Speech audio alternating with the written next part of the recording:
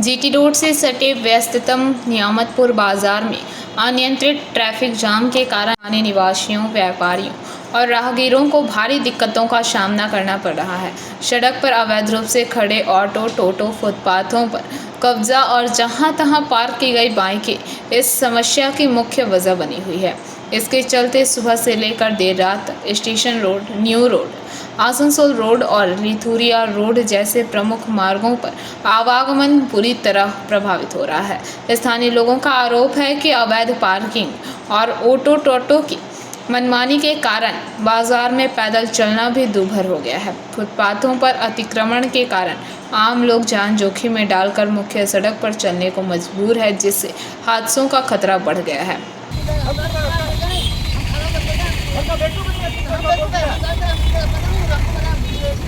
हम गाड़ी देखेंगे नहीं। बेटा वीडियो बना के भेजिए, बेटा वीडियो बना के भेजिए, बहुत ज्यादा मन बढ़ गया। नहीं आप लोग देख रहे जहां तक गाड़ी घुमा देते हैं। गाड़ी घुमा नहीं, हम बोल के घुमाएंगे। बोल के घुमाया है, गाड़ी देखेंगे नहीं तो गाड़ी घुमा रहा है। फालतू क्यों बोल रहा है? हम क्या बोल रहे हैं? अरे भाई फालतू क्या बोल रहा है? गाड़ी है, तो फालतू बोल रहा है। गाड़ी सटा है, सटा है गाड़ी को पूरा बाहर दबा देके पब्लिक देखा है। पब्लिक देखा जब बाहर दबा दिया যেটা দেখা যাচ্ছে অটো টোটোর একটা দৌরাত্ম, যেখানে সেখানে রাস্তায় দাঁড়িয়ে যাচ্ছে, প্যাসেঞ্জার ওঠাচ্ছে, কি বলবেন? না এটা ঠিক দৌরাত্ম বলা ভুল হবে। এটা দৌরাত্মর ব্যাপার নয়, এটা ব্যাপার হচ্ছে প্রথমত হচ্ছে বেরোজগার। যে আজকে পশ্চিমবাংলায় রোজগার নেই, যুবকদের জন্য কাজকর্ম নেই, যার জন্য কি করবে, তো বেশিরভাগ যুবকরা আমরা দেখতে পাচ্ছি টোটো নিয়ে নেমে পড়ছে।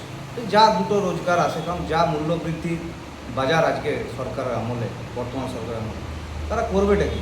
কোনো জায়গা নেই।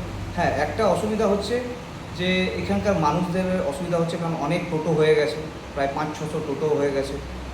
এরপর কি হচ্ছে, এর ফলে কি হচ্ছে, যারা মার্কেটিং করতে আসছে বা বাজার করতে আসছে, বা আমাদের এই স্টেশন রোডটাই ধরে নিন, এখানে নিয়ামতপুর ফাঁড়ি রয়েছে, স্কুল রয়েছে, স্টেশন রয়েছে, তার ফলে যানজটের চলাচলে অসুবিধা হচ্ছে, যানজট খুব বেড়ে যাচ্ছে।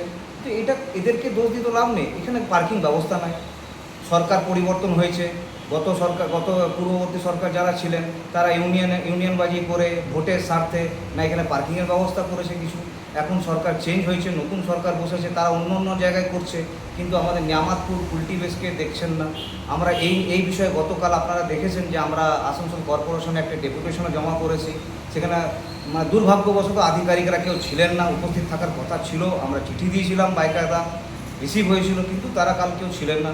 বাধ্য হয়ে আমরা অ্যাডমিনিস্ট্রেশনের দরজার ওপরে আমাদের ডেপুটেশন কাগজটি চিঠি আসতে বাধ্য হই, লাগিয়ে আসতে বাধ্য হই।